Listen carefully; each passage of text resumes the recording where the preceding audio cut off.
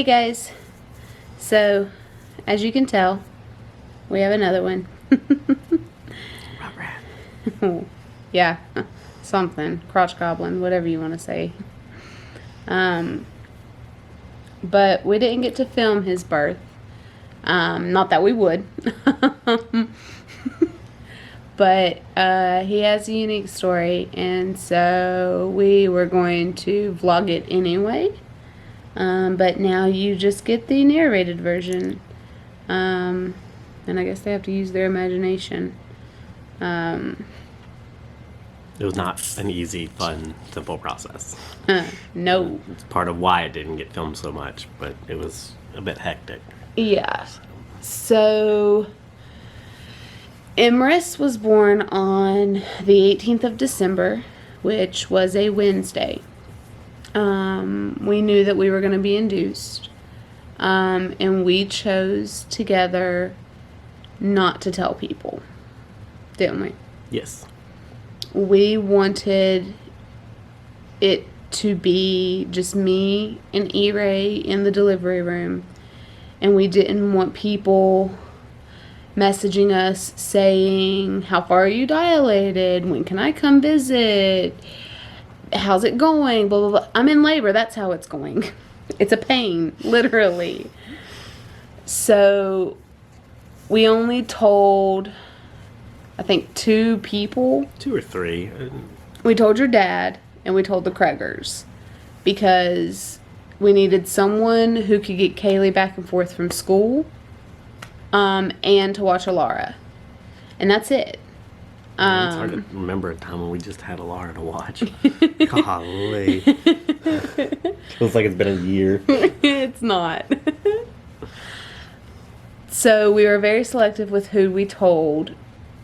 And I'm kind of glad about that now. Yeah. I mean, I was glad then too.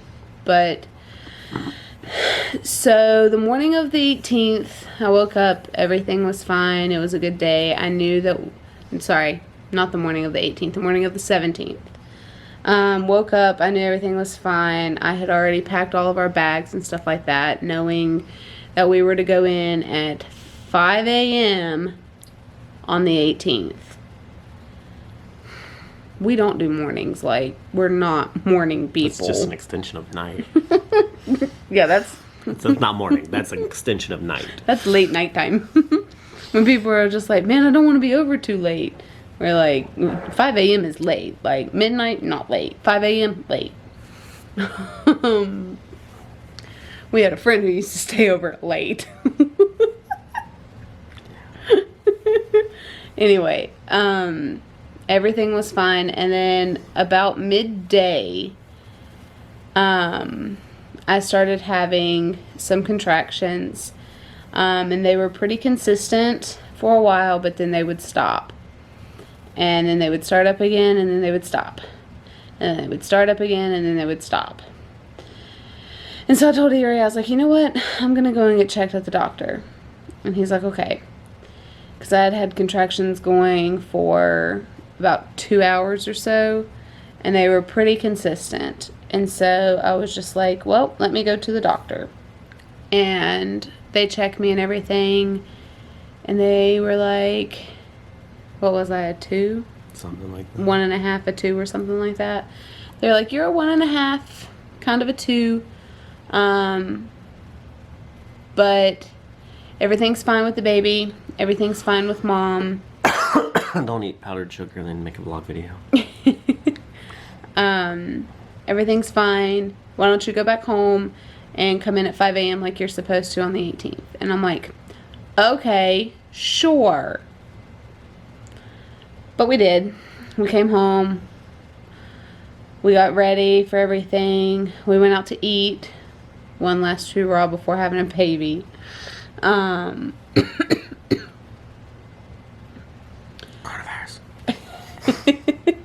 6 feet.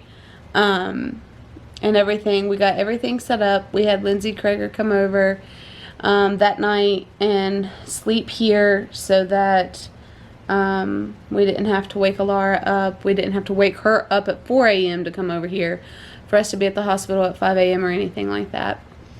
And we go to the hospital.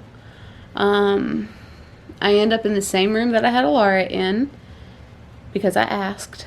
They thought that was a weird request. But Yeah, I was just kind of like, can I have that room? no one's using it. I mean, I didn't kick anyone out. It's not like I was rude about it.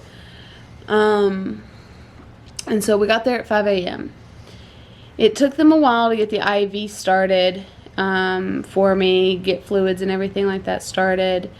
And then they started Pitocin at 6 a.m. because it was a elected induction. So they started the Pitocin at 6 a.m. I don't like Pitocin. I didn't have Pitocin with Alara. I had some gel. I'm not even sure the medical name for it, but it's just a gel that they use. Pitocin works really hard, really fast.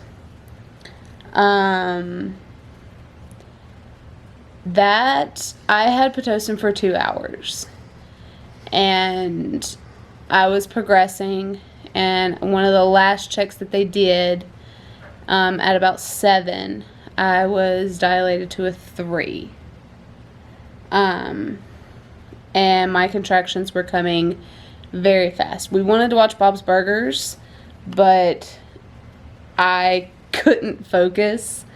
Every time a contraction would come, I'd try and breathe through it, and I would say my ABCs.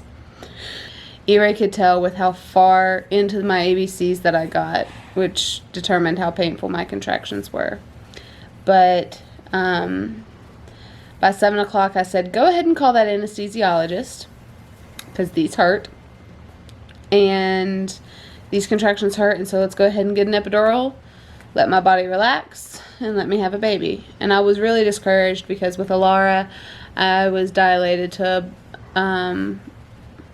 about a 6 before I had the epidural, and then got pretty far. I got farther with her, and so to only be like a 3 with him, it was discouraging, and I was upset, but I was just like, it's okay. My anesthesiologist came in, and I hated it. Through no fault of the anesthesiologist. Yeah, it wasn't. He wasn't a bad anesthesiologist. He was actually a really nice guy. He talked to us about food and everything like that. And my nurse too. She was great too. But the experience, I'm not afraid of needles.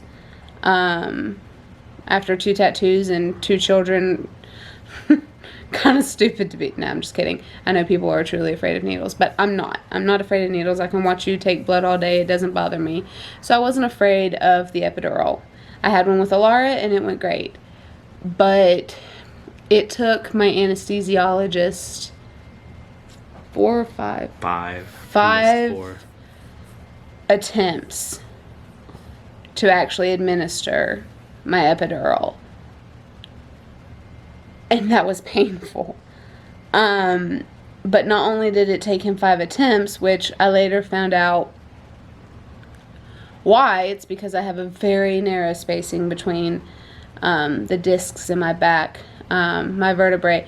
But there was a certain spot that every single time he would dig his knuckle in to find that sweet spot. I don't know what they do. I'm not an anesthesiologist. I don't know how they determine where to put an epidural, but I do know they dig their knuckle into your spine. There was a certain spot that if he dug his knuckle in, it would shoot a really bad pain into my left hip.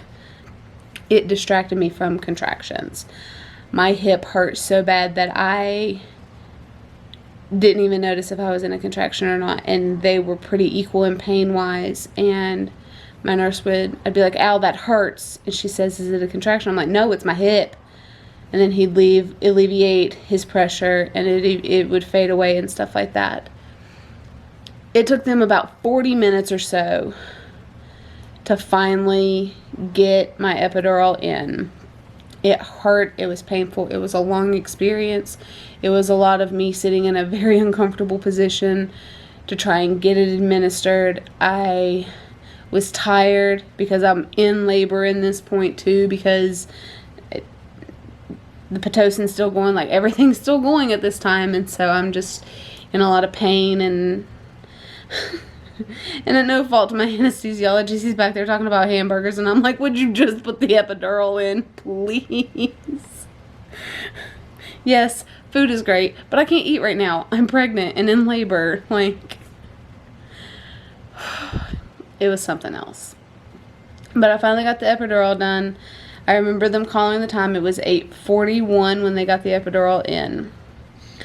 And they got me laid back on the bed, everything like that. And then the nurse was just like, okay, I'm going to check you again just so that we have a progress report type thing and to see where we are and how much longer this might be. Okay, my legs aren't even fully numb yet. Okay, because if anybody has had an epidural, it takes... Sorry. If anyone has ever had an epidural, it takes not even 5 minutes, but it takes about 5 minutes before you fully feel or don't feel the effects of it. You don't feel the contractions or anymore. So in that process, she says, I'm going to go ahead and do a cervical check on you. And I was a 7. All of that put me to a 7, and ooh, it's okay. I got him. Yeah. Oh, I know. All of that put me to a 7, and I was just surprised, to say the least. Yes, I was. Get her. Yes, I was.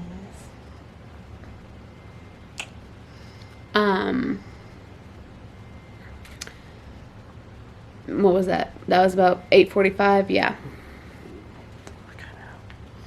Like I kept up with those kinds of times. So then,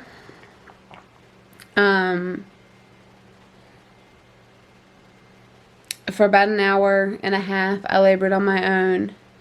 And then the nurse comes in and informs us, we're going to have a fire drill. Do you remember that? Yeah.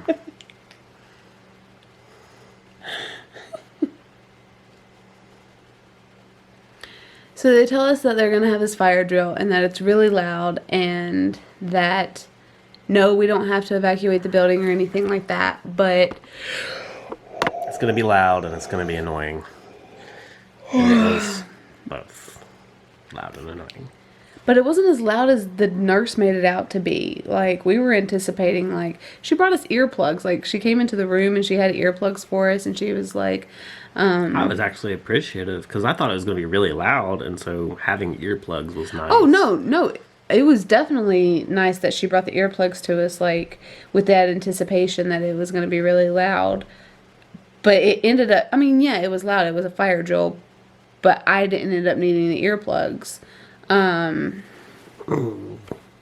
so... It's easier getting the frame. Okay, you just lay right there. So then we had a fire drill. Social distancing. And then the nurse is like, okay, I'm going to check you. No, she's like, I'm going to backtrack a minute. After she said I was a 7, she said, I'm going to go ahead and call the doctor in here, and we're going to break your water. And I said, okay. So they call the doctor and everything like that. They page him, and I knew it would be a few minutes and stuff like that because they're doing things throughout the day. They're not just standing around waiting to catch a baby. And in the time frame of her calling the doctor and him getting there, she came in and told us there was going to be a fire drill. So he came in, he broke my water, that went smoothly and everything like that, and then we had the fire drill. After the fire drill, the nurse says, I'm going to check you again and see how far dilated you are, and she checked, and she was just like, yeah, you're 9. She said, so here soon, you should start feeling pressure. And when you feel that pressure and you feel like you might need to push or something, page me and we'll get this started and stuff like that. 10 minutes later, I told Erie, I said, I think I start feeling this pressure. And he's like, okay, well, do you think we need to call the nurse? And I said, well, let's wait and see if I feel it again. And I did. So we called the nurse.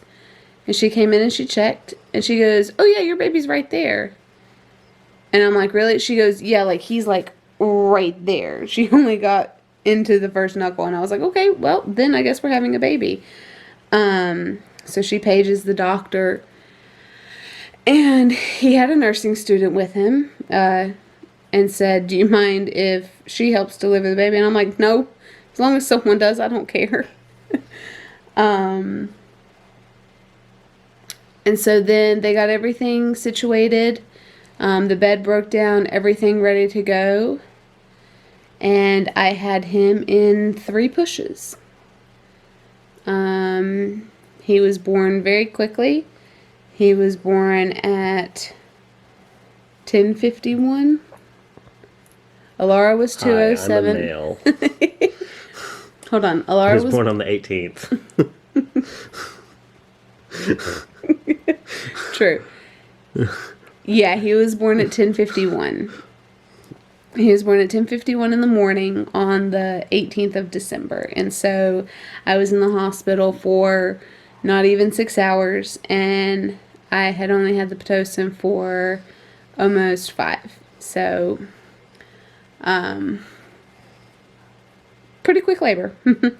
Pretty quick labor. Lara's was exactly 12 from the time they started my gel. So, cut in half. Dear Lord, pray for us for the 3rd. Which I'm not pregnant. But, yeah. So then he was born. And they laid him on my chest. And they were starting to wipe him off. And I noticed that he had a hard time catching his breath. When he was crying, it wasn't the full out cry that you hear a baby do. His was very choppy. It's the best way to describe what it was. It was very choppy, and it was very, almost like he was trying to breathe through something. And they're like, oh, that's him trying to clear his airways and, you know, everything from being born, which I get. But it continued, and so they're just like, let's take him over here to the table and check him out. And so I was like, okay. So they took him over to the table with the nurses.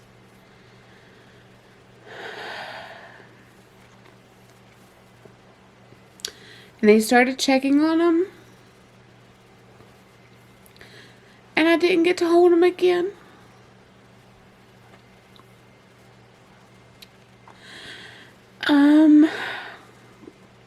He still couldn't breathe properly. And so they called in a peds doctor.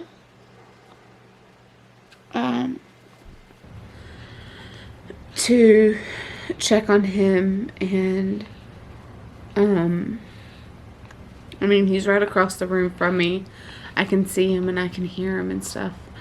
But that also means that I can hear the nurses and hear them talking. And they're doing what they can. And the peds doctor says, yeah, let's get him down for x-rays and see what we can find out. And so they took him down and said, because of how hard he's having the difficulty breathing, we need to try and find out what's going on.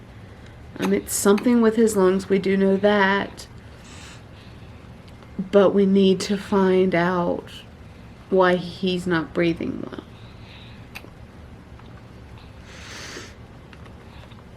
So, I'm still in the hospital bed.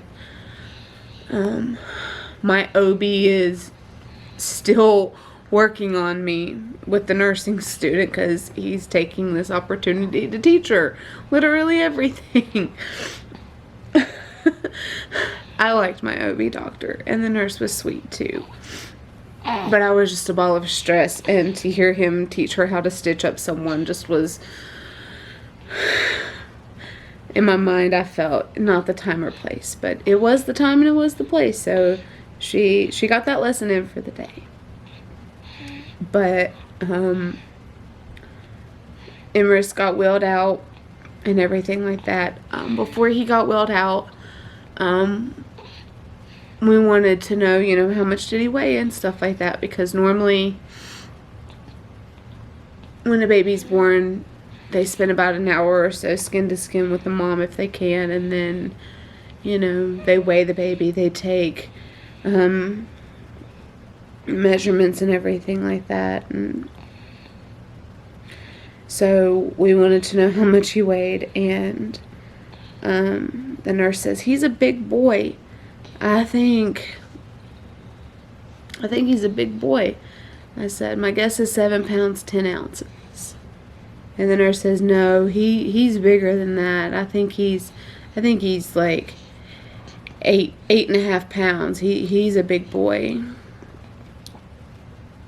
He's like, I'm going in the middle. He's like 8 pounds, 2 ounces or something. He's like, I'm not getting into that. He goes, I'm going to shoot for the middle. And how much did he weigh? 7 pounds, 10 ounces. Don't question Mama. I got it. Ooh. I got it right on the nose. I'm not controlling the camera. I got it right on the nose with his weight. I was happy about that. But they take him for x-rays, and he was gone for about 2 hours or so. Yeah. But in that time, there's so much happening to me that the 2 hours didn't feel like 2 hours. And then the peds doctor came back and sat us down. Which at that point, your heart's already racing, because why do you have to sit down? Like, it's never good news. Yeah, he said that Emrys was born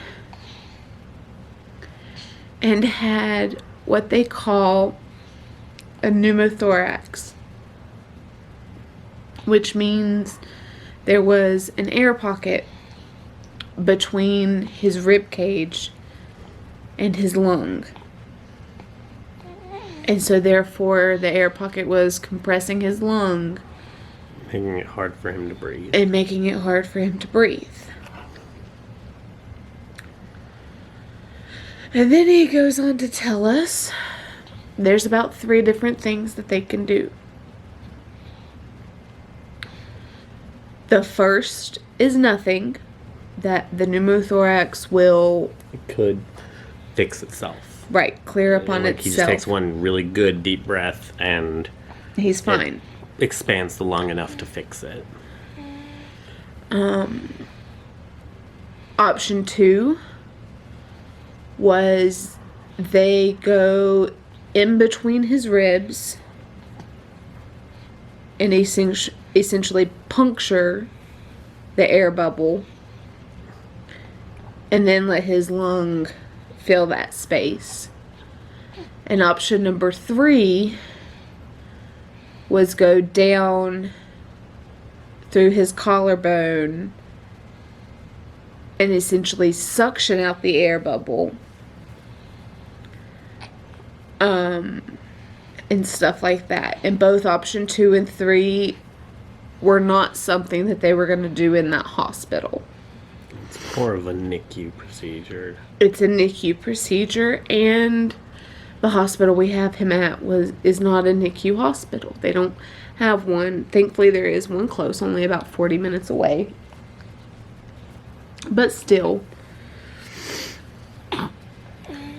he said there's a really good chance it'll fix itself, but I can't guarantee that for you guys, and I don't want to send you home knowing you have to come back. He said, so to be sure and to monitor him and to find out what we need to do, we're sending your baby to the NICU.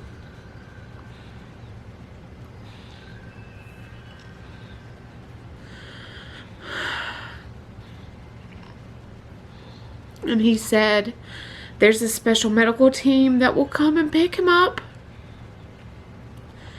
And they'll transport him up there. And they'll have him all secure and safe and stuff. And so we'll let you know when they get here. And let you see him again before he has to leave.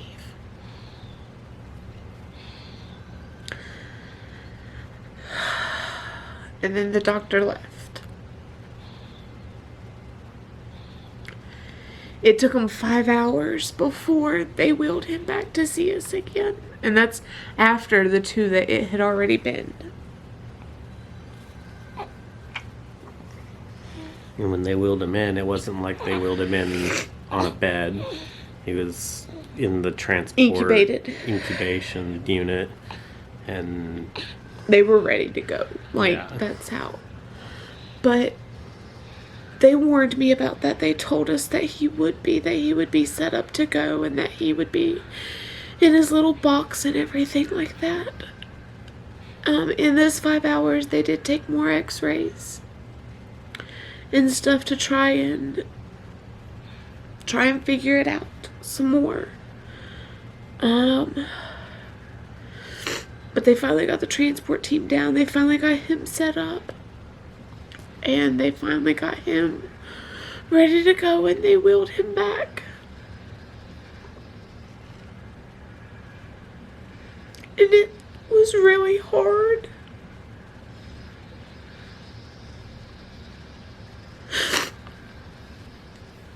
Hold this.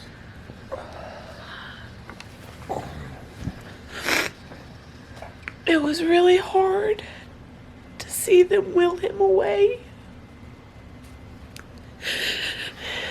And to not get to hold him and kiss him and everything else that a lot of moms get to do in the first couple of hours of having a baby. And I know not all moms get to do that. But it hurt nonetheless. So by this time it's 6 o'clock in the afternoon or something like that. I don't know. They told E-Ray that because he wanted to follow the transport team because I didn't know my way to the hospital. That was the big thing, was the new hospital they were taking him to I've never been to. Yeah, he didn't know his way to the hospital. Plus, I had just given him birth. It's not like I can be the parent that goes with him because they wouldn't let either one of us travel with him. It wasn't like an ambulance. So they told E-Ray not to follow and to give them about 2 hours of a head start, to give them enough time, and then also so that the NICU doctor could see him, admit him, and do their assessment of him and everything like that. And that, so even if E-Ray did happen to follow them up there, because he knows the town, he just didn't know exactly. I could get close, it's just finding the hospital. Right. He still wouldn't have been able to go in and see him and stuff like that. So E-Ray stayed and waited. And my nurse came in and checked on me. And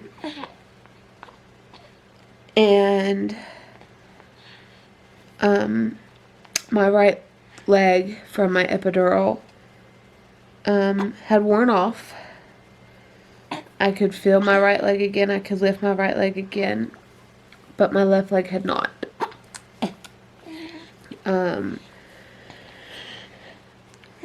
I couldn't feel temperature on it. They brought in an ice cube and rubbed it on my leg, and I could feel that they were rubbing something on my leg, but I couldn't feel the coldness of the ice cube. They even did it with a pin too, and it's a weird sensation to see somebody poke your leg with something, but not feel them poke it. So they were really concerned with that. because the nerves in my legs could have been damaged somehow. So she said, we'll give it a couple more hours to try and wear off and stuff like that. Let's change your position in bed and everything like that and see what we can do. So E-Ray leaves and he goes up to Roanoke to be with the baby. And I'm there in the hospital by myself.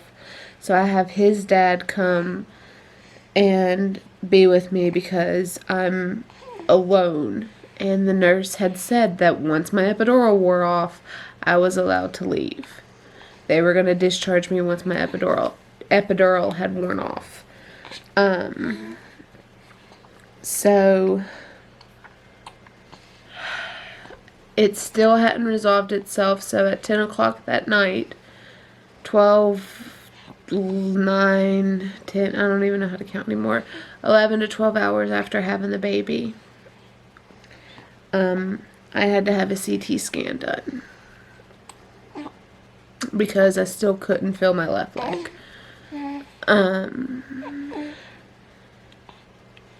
They thought it was a blood clot and everything like that. It was not. It wasn't a blood clot.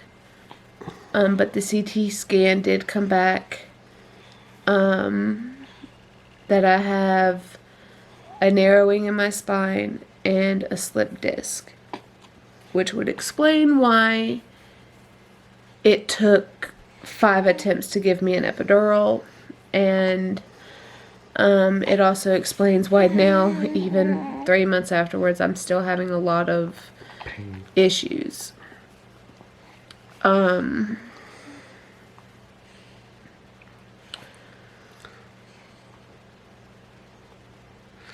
I got up there. And I have a few photos which we'll attach into this as well.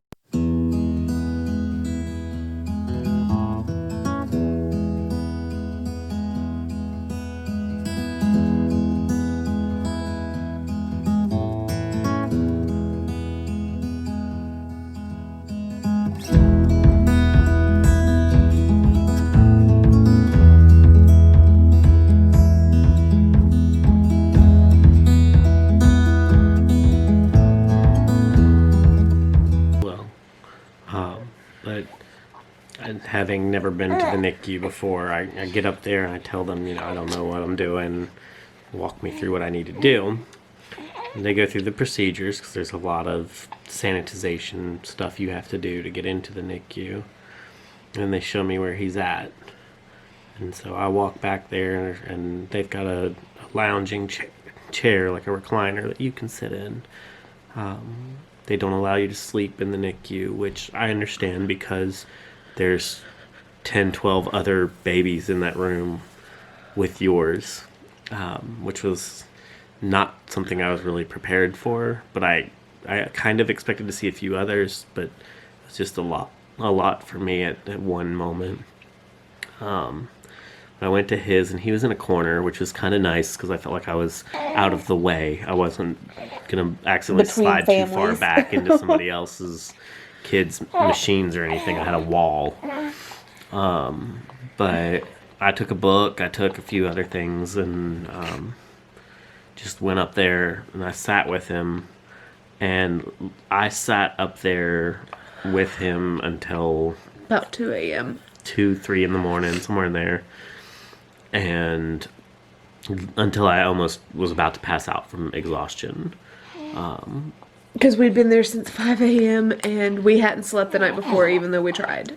And so I got to the point where I knew I had an hour drive home, and I needed to take that hour to drive home because I wasn't going to make it if I didn't. And I was very careful about driving. I wasn't going to drive if I was too tired. If I needed to, they had resources I could use, but I didn't want to use those. Yeah, they offered us the Ronald McDonald House, and with us being only an hour away, when I got up there, his condition was better. They said his pneumothorax was actually gone. They couldn't detect it on their x-rays. So he had felt, in my mind, he was recovering. He had fixed the big issue. Now it was all of the little things that most babies have to go through to get discharged Antibiotics and anyways. stuff like that. Because once he was admitted to NICU, they still have to do 48 hours of antibiotics, regardless of why he was admitted. Right. And so I stayed up there just to, let's make sure this is not. Let's make sure we don't have to have someone make a quick medical decision. And so I got to see them kind of slowly remove some of the tubes and stuff, and you'll see what I'm talking about in the pictures. Because he was set up to a feeding tube. Yeah. But I got to hold him a little bit and like hold his hand and send pictures to Lindsay and let her see that he was okay. And I kept her as updated as I could. And she went to sleep, and I stayed with him a little bit longer. And I have a big community of online friends, and they were kind of there for me to express venting to without having to really have friends come and bug me at the hospital. Because they couldn't. Yeah. They're in like Europe. Makes it easy. But I drove home, and I got home about 3:30, somewhere in there. He takes And I went upstairs, melatonin. took a melatonin because I needed it to sleep at the time. I've gotten better about not needing it. But I took melatonin, laid down, and then got a phone call from Lindsay. The doctors are discharging me here soon, and I want to go see my baby. And my whole thought process is, I just took medicine that's going to make me sleep for the next 8 hours. And you want to go see your baby? Then my second thought was, she hasn't seen him.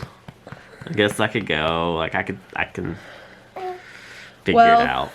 So then he comes to the hospital. I call him at about 4 a.m. Because I finally got the feeling back in my leg. I was able to go to the bathroom on my own. And so the nurse is like, okay, we'll get you discharged. And that was at 4 a.m. I didn't leave there till about 8 a.m., 9 a.m. Yeah. I took a nap. I really did. Emrys sitting on the couch. I couldn't help it. No, I couldn't. No, I couldn't. I couldn't. What is that? That is a baby. That is not what I wanted to see. Yeah, so it took him about 4 hours before my doctor made rounds again, and the nurse and everything finally got me discharged. And Emrys slept on the couch waiting for us to be discharged.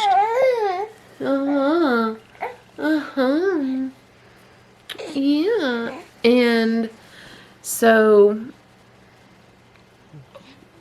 then we go up to Roanoke. And I finally get to see my baby. And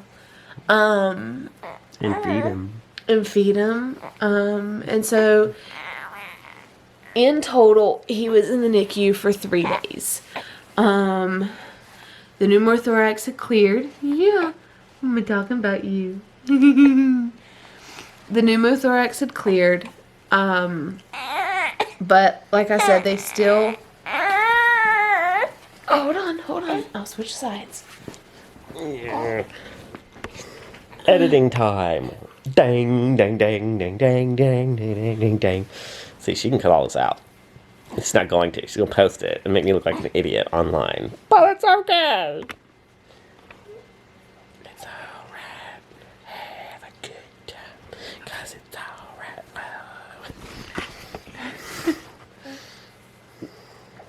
A little too low. So then, once they got the pneumothorax cleared up and everything like that, we still had to wait on the antibiotics to run through. But then also, he's a baby boy, so we had to have his circumcision done, and everything. And so we were waiting on his... pillow between us. we're social distancing. That's not social distancing. We had to wait for his blood platelets to increase before they could do his circumcision. And so he was there 3 whole days. Right. Amazing nurses the 3 days that we were there. We did. We had great nurses. They put up with us, and that was amazing. I mean, really. They let us come as early as we wanted to and stay as late as we needed to. Again, as long as we followed the rules and didn't sleep there, they didn't care. They kept us posted as much as possible about him and stuff like that. For when we would come home, eat a whole pizza, and then pass out. Yeah. So we finally get home on the 3rd day after everything is done. And we're happy to have him home.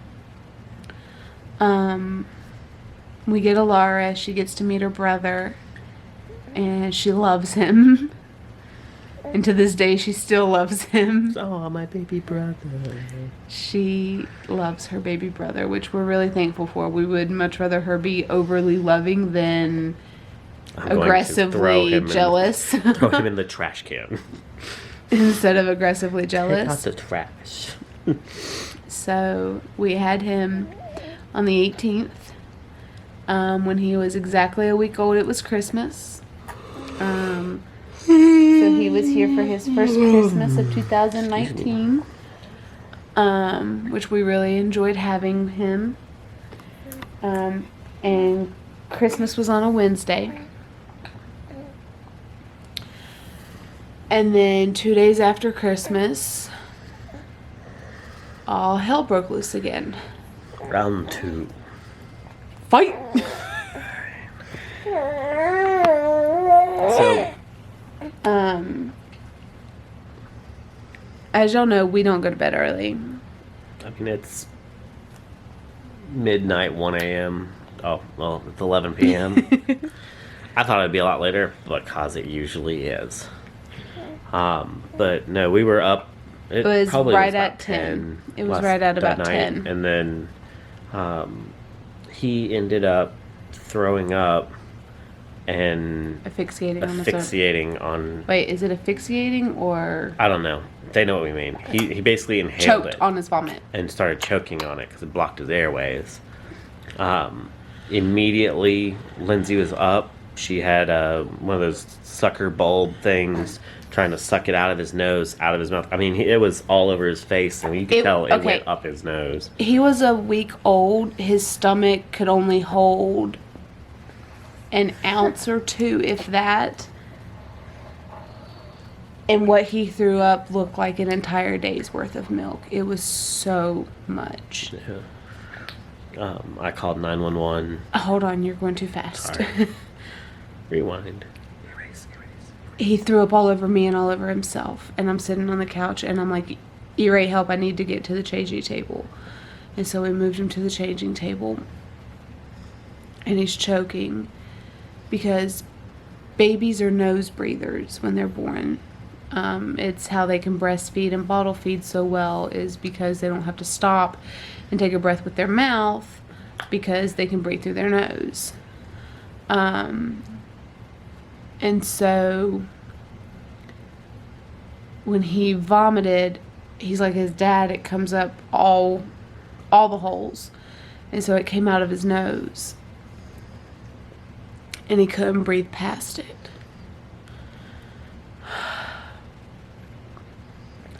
And so I had to keep suctioning it out of his airway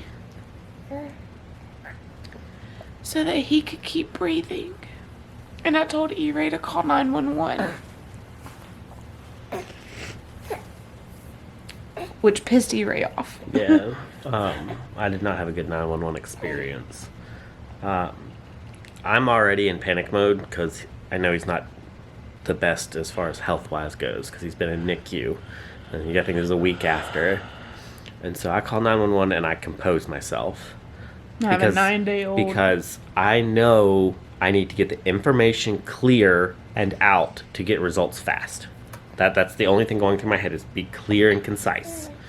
So the operator picks up and goes, 911, what's your emergency? So I say very clearly, I have a Day 9-day-old baby who has Is choking. puked and is choking on the puke, and I need an ambulance and I give them my address. 123 Main Street. No, I'm just kidding. And I do it that tone, like it's that level of I need clear, because I don't need them to ask, well, what was this, what was that, what was this. No, it's clear. He Their goes, response. hold on one second, let me transfer you. So now they transfer me to 911 in Radford. We assume. We honestly don't know, but we assume. So now I'm being transferred to another 911 and they answer. And I once again, very clearly, I need an ambulance at this address. I have a 9-day-old baby who is choking to death. And so they send an ambulance. And then they hang up on me. They Which I said, didn't think 911 could do. we're sending an ambulance. Click. Yeah. And just hung up on me. Um, And then a police car showed up probably a minute later. thankfully. And I'm not at fault with the police officer at all. I understand that he's not a medical professional. He kind of comes in and just stands there and looks pretty. He makes sure that we're all okay and did we need anything, but What I need is an ambulance. Like, that's what frustrates what we me. needed was like, an EMT. At the moment, I'm frustrated. I don't need a police officer standing in my doorway. Okay? Like, Because we also have Kaylee and Alara at home, and they're freaking out. They're panicking because they don't know what to do, and they're sitting on the stairway, seeing me suction the baby, and Emrys on the phone with 911. So they're scared. They really are. They are terrified. he may have radioed something to try and get the ambulance there more accurately or whatever. Yeah, because anytime that we order DoorDash or something like that, they always miss our apartment. But whatever. And I appreciate the fact that an emergency personnel arrived. But it was In the grand scheme aggravating of to me that he things. arrived and had no way to really help. There was no reason for him to be here. But the ambulance gets here. And they're assessing him, and they're like, yeah, we need to get him to the hospital. Don't put him in his car seat. He won't be able to breathe that way. You have to hold him. And nothing prepares you as a parent. No CPR video class. CPR dummy that you can rip the face off. None of that prepares you for watching your baby go from a nice healthy pink color to that frustrated red because they're mad and trying to cry, to purple because they're losing oxygen, to blue, and then to gray.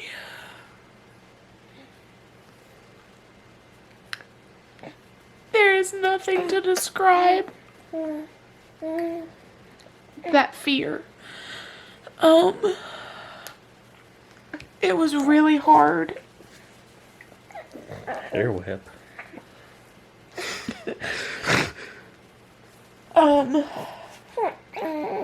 It was really hard to do. And I'm in the back of the ambulance. And we're driving to the hospital, which is only 5 minutes from a bad ambulance driver. I mean, like, we had a good one. I'm not saying the one we had was bad in any way, but I'm saying for even the slowest ambulance driver in the world, it wouldn't take more than 5 minutes to get to the hospital. Radford is a 4-mile town. Like, you can be from one end to the other in 4 miles type thing. So, like, we're very lucky to live as close as we do to the hospital. So we get to the hospital and they take us in and they set him on a bed. And thankfully, I've seen a lot of medical shows, and I know that they're not all legit medical shows. Like, I get that, okay? I know that a lot of it is fabricated for TV. But you always see in the medical shows of how they push the parent or the husband or the person out of the way, and they're like, we need to do our job type thing. They never did that with me. They never pushed me out of the way. They never told me to move. They never told me not to be there. But at that point, they needed to put an oxygen mask on him and do a final sweep to make sure that he was breathing. And that wasn't my place. I'm not trained to do that. And I will say, as a parent of someone who's had a kid with an emergency, let the doctors and nurses do their thing. Yeah. Like, yes, you want to help. It's obvious. They know that. But we know that we couldn't help. But We if they ask you to do something, do it. If they don't ask you to do something, Get out of stand the back. way. Don't question them 110 times. Let them get them stable. Like, it is important. And I'm fortunate that, you know, in my family there's a lot of nurses and a lot of medical people. My sister works for a medical group. My Mom did. mom was a hospice nurse. My grandmother's Grandmother a nurse. was. My Your aunt. I have several nurse aunts and Your cousin. cousins and I have friends who are medical people too. And you let the medical people do their thing.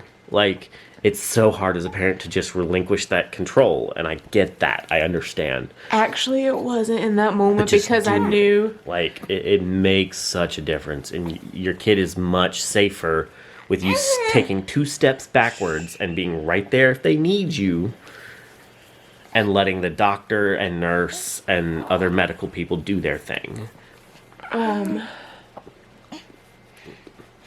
So they will PSA him. today.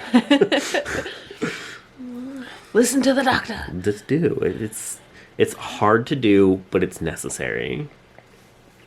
So they wheel him to a different room and they get him set up on oxygen and stuff like that. And we finally got him breathing at a regular pace. He was taking the right intake of air that he needed to and stuff like that. He was breathing on his own again. And they were really happy with it, and his color started coming back and everything. But their concern was that the pneumothorax had come back again. So they were prepping him. Because of all of this. And so they were just like, we might need to send him back to Roanoke. He might need to go back to the NICU. And we're just both sitting here like, we thought we were done with this. But I guess not. And so it's a lot easier to hear it the second time though.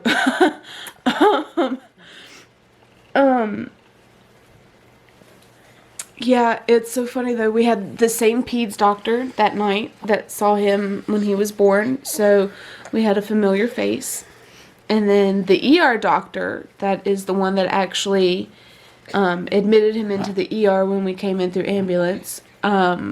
She knows us real well. Back when you had your gallbladder issues. Back when I was pregnant with Alara, I had gallbladder problems, and I was in the hospital once a week. I was in the hospital once a week, and with pain. And anytime she was the on-call doctor, if she would see our name, she knew what I needed. She'd just take care of it quick. She knew she was She'd pregnant. go ahead and in put the order pain in and everything like that. And so when she came in to see me, she already had her medicine because she already knew what I needed. I was getting my frequent flyer miles in on that. Yeah. And then I literally, once I had my When the ER gallbladder, doctors know you. Like, it is because I felt so bad. I'm like, oh they my God. know you by name. It's like, oh, hey, what are you doing here again? Same pain? Okay, here. I felt so bad, and I told E-Ray this 3 years ago. I was like, they're going to think I'm a druggie. They're going to think that I'm coming in here to get Dilaudid and stuff like that. And, like, I felt so bad, too. I was like, oh, my God, they're going to judge me. I had my gallbladder removed, and I wasn't once in the ER again. So, clearly that wasn't the case. And it had been 3 years since we had seen that ER doctor, since either of us had to be in the ER. And she was like, And I knew she your name was the sounded doctor. familiar. And then when I saw you, I was like, oh my gosh. She was the doctor we had that night with him. Great. And so it was a little family reunion, just with a different baby. So then we spend... I know. So then we get E-rays. We get X-rays. You got the E-rays. E-ray one. To check on the pneumothorax. And thank God we did not have one. But they wanted to keep him under observation, and our Radford hospital does have a pediatrics unit. And so they said we're going to keep him in the peds unit, and just kind of monitor him from there because he is still so young and everything. So then I come home to take care of the two that are freaking out because they don't know what's going on. Oh, his So dad. my dad came because I called my dad after I got off with the 911. ER or 911. Since they hung up on me, I figured I'd call someone else, But then he came and watched the two girls, Kaylee and Ilara. Can't think of names right now. And so they did their thing, and I came back and had to tell them, everything's okay. We're not going to going NICU. on. And I had packed a go bag. I had figured we might end up in the NICU, or we were at least might end up in the hospital overnight. So I had packed a go bag for Lindsay because I knew both of us weren't going to stay. Someone had to come watch kids. And so I gave her And my boobs work. His don't. I gave her the go bag, and I came home and I got a list from her of things she would need because we knew she was going to be there a couple of nights for Yeah, they observation. told us and that this it was going to be gonna like be. 3 days. So I went ahead and said, give me a list of everything you need. Let's go ahead and get it, and let me get it to you. And then that way we don't have to worry about it. It's done. So I went and got what was left off the list because I had clothes for a few days, and I had a couple of books and stuff like that. See? And so she needed some yarn, of course, and so I got that, and I got a couple of other little needs that she might have had. I don't remember. I think it was like drinks and stuff. But they put her in a room, and they put him in I don't know His what they little call baby it, but bed. it's a little baby bed. It's got like a heat light and all this other stuff on it. The kangaroo care, the giraffe care thing, or yeah. whatever it is that when you have a newborn, it's what they put them in. I mean, it's what it is. We did that, and she stayed there for 3 days, and I was here with the girls, and then he got to finally come home. So they released us Sunday evening, and then he had his first doctor's appointment that following Monday. Well, it wasn't his first, it was his second appointment. He was supposed to follow up. He had his second appointment. He was born on a Wednesday. We were in the NICU all weekend and came home on a Saturday. He had an appointment that Monday. Christmas was on that following Wednesday. Then this happened on a Friday night, and we were there Friday, Saturday, Sunday, and then we were back with the doctor on Monday. So literally for 2 weeks we were in the hospital. Just monitoring his growth and everything like that. And then He came home, and then for about a month, Scared the piss out of every us. little sound effect he would make, we would jump out of bed and run across the room and make sure he's okay. no, the bed was right beside me. It was so funny because with your first child, you're very much keep them right beside you for as long as you can type thing. It was so funny that Friday morning before this happened, I had told E-Ray, I said, I think I'm ready to move him across the room. Like, I'm okay with him being across the room and stuff like that. I think he'll be okay.